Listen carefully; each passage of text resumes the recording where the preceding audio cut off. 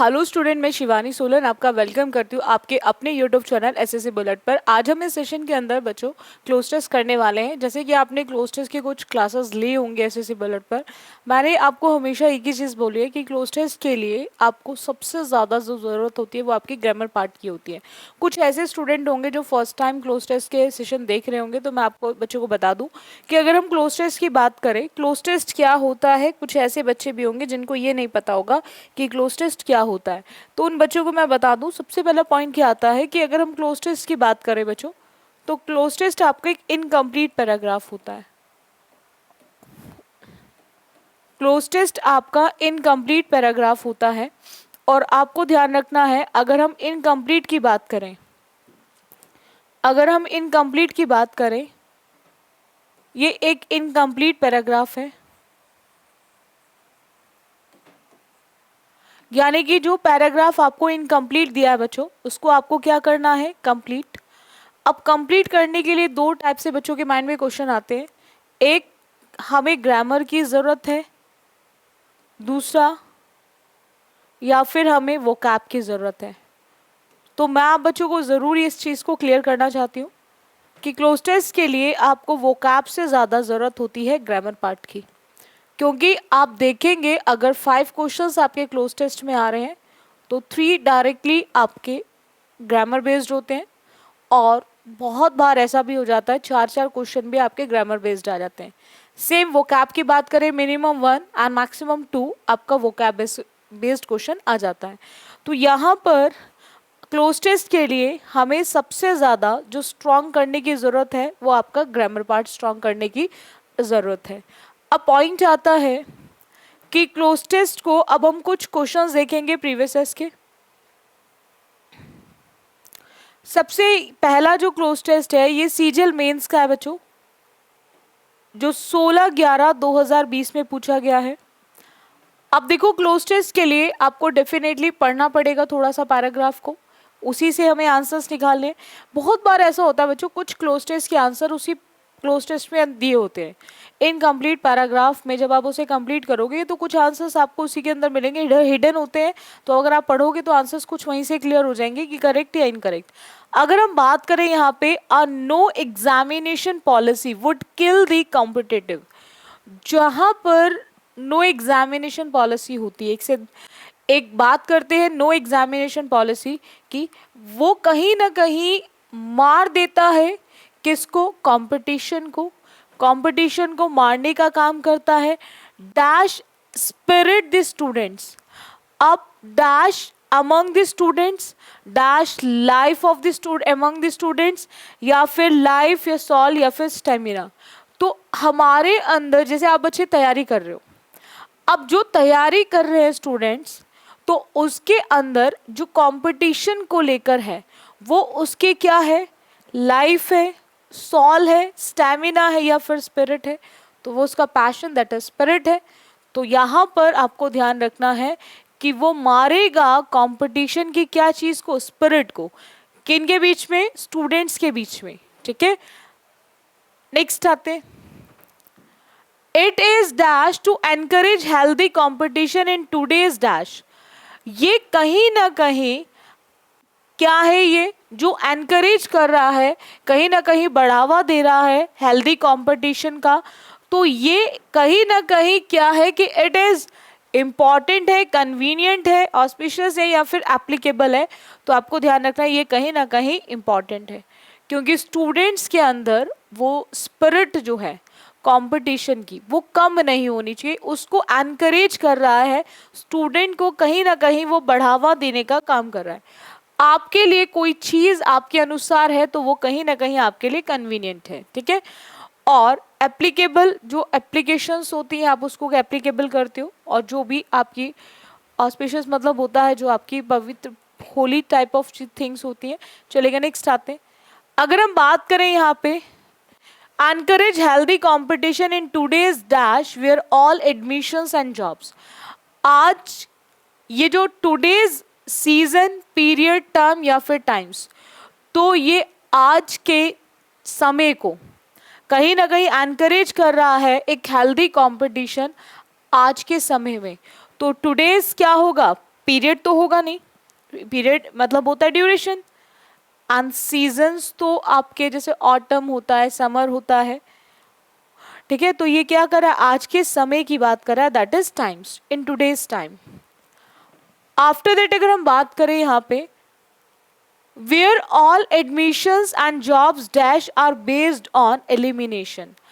आजकल जितने भी आपके एडमिशंस हैं, जॉब्स हैं, ये जॉब और जो एडमिशंस हैं ये सब किस लिए हो रही है, क्यों ना, क्योंकि हम बात कर रहे हैं जॉब्स में क्या होता है, रिक्रूटमेंट्स होता है, और जो रिक्रूटमेंट्स हैं वो कंप्लीटली बेस्ड ऑन एलिमिनेशन है, कंप्लीटली बेस्ड ऑन क्या है, एलिमिनेशन, ठीक है। ऑक्यूपेशन जिस चीज़ के लिए आप तैयारी कर रहे हो, व्यवसाय के लिए, function and vocation that is employment. Next आते हैं, also dash the total absence of examination, also dash the total absence of examination। अब यहां पर हम बात कर रहे हैं एब्सेंस की, किसमें, टोटल में, और टोटल से पहले हम क्या अमंग लगाएंगे, बिटवीन लगाएंगे, ऑल लगाएंगे या फिर इन लगाएंगे। तो आप बच्चे ध्यान रखेंगे यहाँ पर बिटवीन दो के लिए आता हो दो से ज़्यादा, और यहाँ पे ना तो हम दो की बात करें ना ही दो से ज़्यादा की बात कर रहे हैं। सो यहाँ पर हम लोग बिटवीन और अमंग का यूज़ नहीं करते। ऑन का यूज़ टाइम के लिए होता है, ऑन का यूज़ आपके जब बात की जाती है आपके डेज, ठीक है, मंथ्स की बात की जाए, ठीक है, तो वहाँ पर डेज और डेट्स के लिए आता है। सो यहाँ पर क्या आएगा हमारा, इन, आई एन इन। चलिए नेक्स्ट आते हैं। आफ्टर दैट उसने बोला है कि the total absence of examinations dash who truly deserve may not gate fair. Examination that who truly deserve, अब यहाँ पर दैट आएगा, विच आएगा, दीज आएगा या फिर दोज आएगा। और जब भी हम बात करते हैं एक से ज़्यादा की, तो वहाँ पर हमें कभी भी दैट का यूज़ नहीं करना। अब पॉइंट आता है विच का यूज़ होता है आपके सब्जेक्टिव में, नॉन लिविंग के, या फिर आपके एनिमल के, या फिर आपके विच का यूज़ वहाँ किया जाता है बच्चों जब भी हम बात करते हैं आपके पसेसिव केस की। तो यहाँ पे पसेसिव केस भी नहीं है। अब बचता है यहाँ पे दीज या फिर दोज। तो आपको ध्यान रखना है जब हम दूर की उसकी बात करते हैं कि truly deserve may not gate fair, तो वहाँ पर हम दोज लिखेंगे, हम दिस का यूज़ नहीं करेंगे। नेक्स्ट आते हैं। आफ्टर दैट उसने बोला है बच्चों who truly deserve may not gate fair dash. अब फेयर क्या नहीं मिल रहा उसको, कंट्रीब्यूशन, रिसेप्शन, कंफर्मेशन या रिकॉग्नाइजेशन। तो वहाँ पर जो ट्रूली डिजर्व नहीं कर पा रहा है, उसको नहीं मिल पा रहा है गेट फेयर, मतलब फेयर वो नहीं मिल पा रहा है क्या, कि एक उसको पहचान, रिकॉग्नाइजेशन नहीं मिल पा रही है। कंफर्मेशन होता है जब हम दूसरों से चीज़ों को क्लियर करते हैं, एंड कंट्रीब्यूशन जब हम किसी के काम में उसका थोड़ा सा सहयोग करते हैं, बोलते हैं ना आपका कंट्रीब्यूशन क्या था। So we can easily eliminate remaining 3 option. The correct answer option is 4, that is recognisation. Next आते हैं। आफ्टर दैट उसने बोला है कि वाइल दोज, अब देखो चाहते तो आप उसका आंसर यहाँ पर हु से पहले क्या आना था, तो आप चाहते तो यहाँ से भी इसको टिक कर सकते थे, ठीक है। Those who need to dash may not get the right, while those who need to, जिनको जरूरत है, किस चीज की जरूरत है, रिकवर की, रिफॉर्म की, एनकरेज की या फिर इम्प्रूव की। अब कौन से पर्सन को सही नहीं मिल रहा है जिनको ज़रूरत है क्या करने की, इम्प्रूव करने की। एनकरेज दूसरों क्यों किया जाता है, जब हम किसी का प्रोत्साहन करते, चलो थोड़ा सा और उसको बोलते पुश करो, थोड़ा सा अपने आप को और थोड़ा सा बढ़ाने की कोशिश करो। रिकवर होता है जब हम किसी चीज़ से, किसी इंसिडेंट से रिकवरी होती है हमारी, एक्सीडेंट हो गया, रिकवरी धीरे धीरे होती है, रिकवर कर रहे हैं, ठीक है। So we can easily eliminate remaining 3 options. तो हमारा आंसर ऑप्शन क्या आएगा, 4, दैट इज इम्प्रूव। नेक्स्ट आते हैं। अगेन सीजीएल मेंस का ही क्वेश्चन है, ये सीजीएल मेंस का ही पैराग्राफ चल रहा है। उसमें क्या बोला गया है कि मे not get the right dash, may not get the right dash, decisions, settlement, feedback या फिर आपका एग्रीमेंट। अब हमें वहां पर जरूरत थी, उनको जरूरत थी कहीं ना कहीं क्या करने की, कहीं ना कहीं क्या करने की, इम्प्रूव करने की। और यही रीजन है कि कहीं ना कहीं उनको सही क्या नहीं मिल पा रहा है, उनको सही क्या नहीं मिल पा रहा है, that is feedback.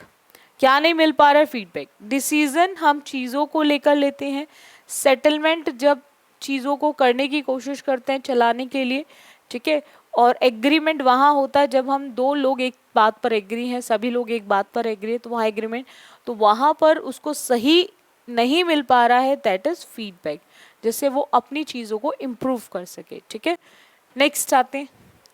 After that उसने बोला moreover examinations help to access the dash of teaching. जो एग्जामिनेशन है, एग्जामिनेशन क्या कर रहा है, उसकी क्वांटिटी को, उसके एक्सपेंस को, उसके इफेक्टिवनेस को या फिर उसके कॉन्सिक्वेंसेस को, उसके टीचिंग के। तो वहाँ पर कहीं ना कहीं उसके टीचिंग के किसको, दैट इज इफेक्टिवनेस को, उसके प्रभाव जो कहीं ना कहीं चीज़ों पे पड़ रहा है, इफेक्ट पड़ रहा है, तो उसके इफेक्टिवनेस को क्या कर रहा है, एक्सेस करने की कोशिश कर रहा है, ठीक है। तो यहाँ पे क्वांटिटी होती है उन चीज़ों की जो चीज़ें हमारी काउंट नहीं हो सकती, that is uncountable. And expense जो होते हैं हमारे खर्चे, एंड कॉन्सिक्वेंसेज, अगर कुछ करोगे तो कुछ ना कुछ तो उसके कॉन्सिक्वेंसेज भी आपको मिलेंगे ही मिलेंगे। सो हम we can easily eliminate quantity, expense and consequences. तो हमारा जो आंसर ऑप्शन होगा दैट इज इफेक्टिवनेस। नेक्स्ट आते हैं, नेक्स्ट आते हैं एक नया करेंगे हम आज, अगेन क्लोज टेस्ट। ये क्लोज टेस्ट भी आपके सीजीएल मेंस का ही है, जो 18/11/2020 में ही पूछा गया है। 18/11/2020 में हम बात कर रहे हैं एक पर्सन की was comfortably curled up in an overstuffed chair। overstuffed समझते हो? स्टिफ जो होती है ना, जो चीज़ स्ट्रॉन्ग एंड हार्ड होती है, तो जब ओवरस्टफ्ड है उस चेयर पर, वो क्या कर रही है, इन दी सिटिंग एरिया, जो वहाँ पर जहाँ बैठने का एरिया है वहाँ पर बैठी हुई है। And she was dash the peace and quiet at home.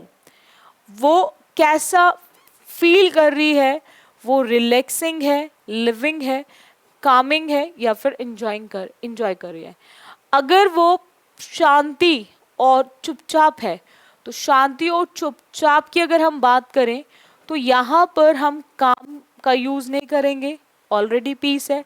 Relax का यूज़ नहीं करेंगे, लिविंग, वहाँ पर वो क्या कर रही है, चीज़ों को, शांति को क्या कर रही है, उसकी शांति, और जो चुपचाप बैठी हुई है वो वहाँ पे घर में, उसको क्या कर रही है, उस चीज़ को एंजॉय करने का काम कर रही है।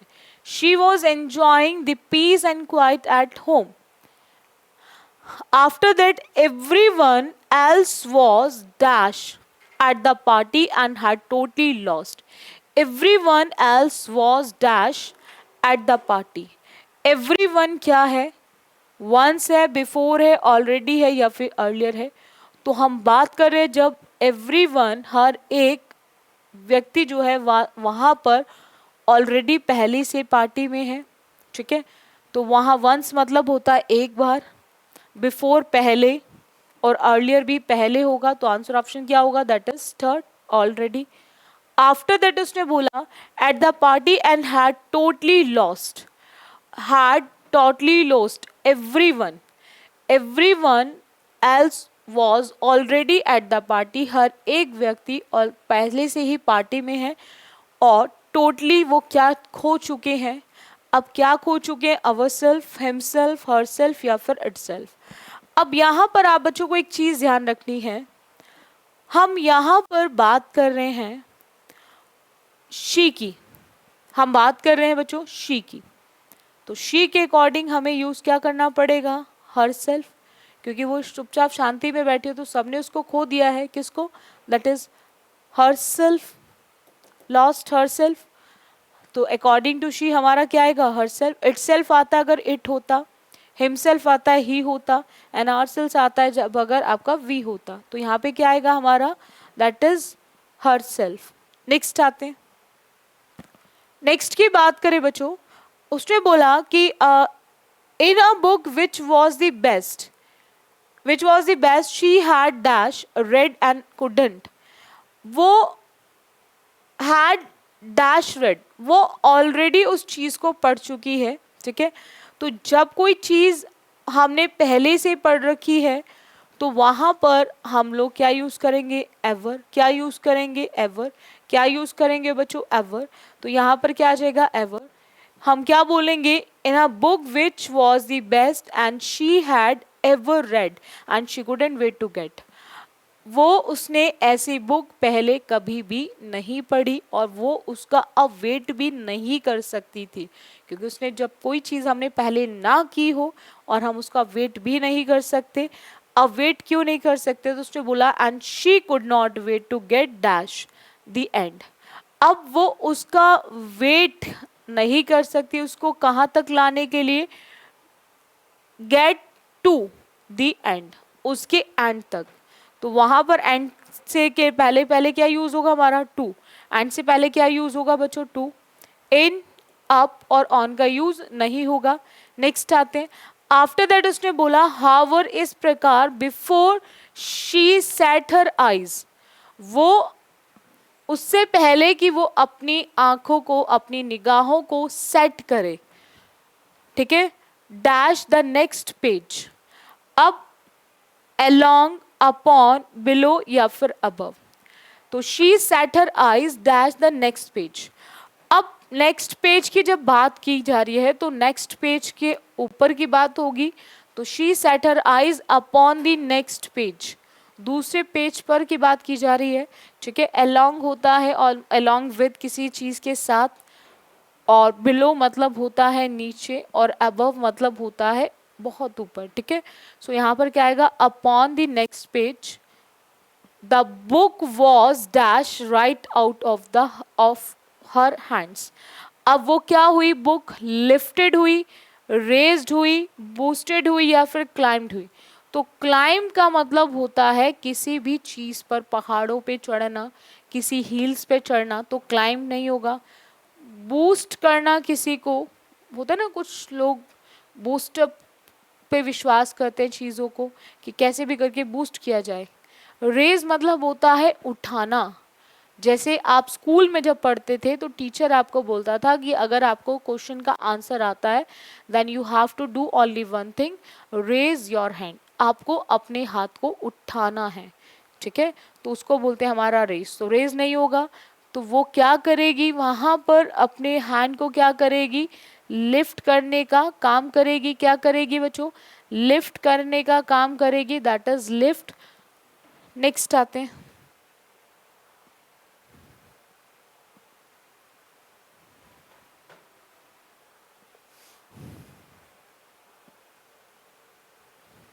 नेक्स्ट की बात करें, उसने बोला कि right out of her hands and she dash at her mother standing over हर। कहीं ना कहीं उसने अपने हाथ को, जब क्या किया, उसने अपने हाथ को लिफ्ट किया, उठाया, ठीक है। तो उसके बाद क्या हुआ, उसने क्या देखा, उसकी मदर उस पर, यानी कि जब भी हम एट की बात करते हैं, कुछ ऐसे केसेस होते हैं जो ब्लैंक के बाद प्रीपोजिशन है उनके अकॉर्डिंग हम डिसाइड करते हैं। एट प्रीपोजिशन का यूज ना तो नोटिस के साथ होता है, ना वॉच के साथ होता है, और ना ही वॉन्डर के साथ होता है। वॉन्डर्ड मतलब होता है जब आप किसी भी चीज़ को देखकर बहुत ज़्यादा आश्चर्यचकित हो जाएं। नोटिस जब आप छोटी छोटी चीज़ों को चेक करते हैं। वॉच भी मतलब देखना होता है। तो उसकी मदर उसको घूर रही थी, दैट इज स्टेयर्ड, ठीक है। स्टेयर के साथ आता है आपका एट। आफ्टर दैट उसने क्या बोला कि Gabby Nate it's New Year's Eve she sat dash reading. अब यहाँ पर इनफ, अबंडेंट, सफिशिएंट या एडिक्वेट। एक होता है इनएडिक्वेट। इनएडिक्वेट का मतलब होता है जब चीज़ें आपके पास quantity and quality wise less होती है, जिसको मीगर भी बोलते हैं, जिसको मीगर भी बोलते हैं। और एडुकेट मतलब होता है ऑलमोस्ट ऑलमोस्ट आपका सफिशिएंट। तो ये दोनों का मीनिंग सेम है। So we can easily eliminate abundant, sufficient and adequate. तो बचेगा क्या? That is enough. ठीक है, शी सैड इनफ रीडिंग। ये जो रीडिंग है ये इनफ है, बहुत है। ठीक है, that is enough. After that उसने क्या बोला? आफ्टर दैट उसने बोला she snapped at her daughter but मम आई एम ऑलमोस्ट डन। मैं ऑलमोस्ट इसको कंप्लीट कर चुकी हूँ, खत्म कर चुकी हूँ। डैश अब प्रोहिबिटेड, प्रोटेस्टेड, प्रिवेंटेड या फिर प्रेस्क्राइब्ड। तो आप डॉक्टर के पास जाते हो तो आपको प्रेस्क्रिप्शन मिलता है। ठीक है, डॉक्टर जिसको पर्चा देता है। प्रिवेंट होता है किसी को रोकना, बचाना किसी चीज़ से, प्रिवेंट। तो यहाँ पे प्रिवेंट का यूज नहीं होगा।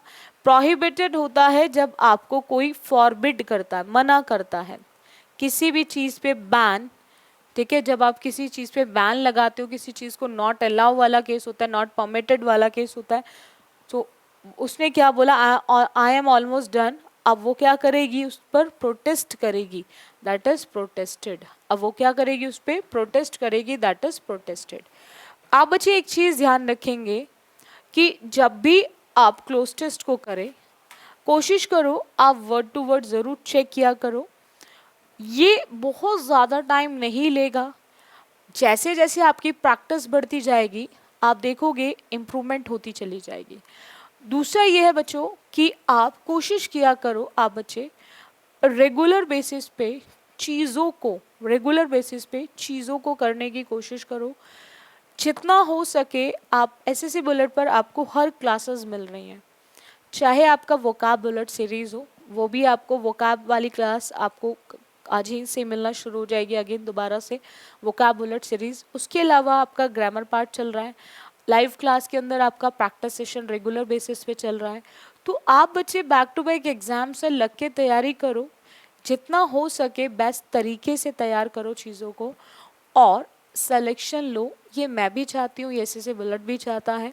बाकी जिन स्टूडेंट्स ने अभी तक एसएससी बुलेट को सब्सक्राइब नहीं किया तो वो बच्चे ज़रूर सब्सक्राइब कर लें ताकि आपको हर क्लास का नोटिफिकेशन मिल सके और बैक टू बैक जो एग्ज़ाम्स हैं उसमें आप लग के तैयारी करके उसको कंप्लीट कर सकें। सो सेशन अच्छा लगता है तो आप बच्चे ज़रूर डेफिनेटली आप लाइक एंड शेयर कर दिया करो। So thank you student for this session. बाकी करेंगे हम नेक्स्ट क्लास में।